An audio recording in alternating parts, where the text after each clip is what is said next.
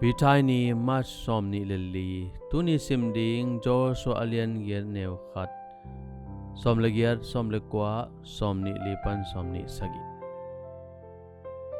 to pain Joshua kianga lau ke in la lung ke in chi hi Joshua alian ger neu khat pasianom pi na phok sang na Joshua Tree National Park chi California a singhal sunga lam siaw kapai laya kamu ban lama khut alam to ki bang singkung ayang tele singte te in kalung sim hong lama ma hi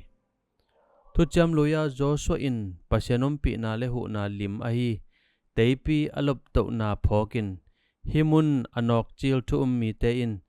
Joshua singkung chi in amin vo hiding chi in mi tampi in umu hi Khanan alur khit chang in Israel mi ten agal do na a pasian hu na ki samuhi akhial na hangin aya gal alel khitu chang in to khwa sim kik ding lau tau hi ai zong in pasian in lau keun la lung ke keun chi in Joshua tha pia hi to jang in to pa in Joshua kianga na khut sunga teipi ai lama zanin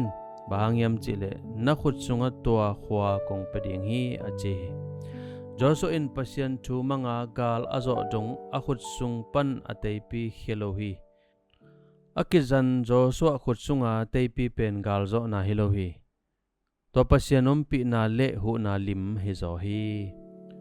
haksan na ito hun chiangin pasian pi lamhong phok sang na te I thei ding thu pi ikom tunga igel lai siang tho tang khat pasian pian sak isuan lim te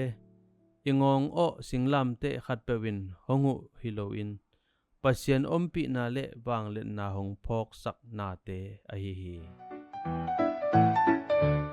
bangin pasian pi na hong phok sak hiam hi phok sak na in na hak sa thunin hong koi che hu hiam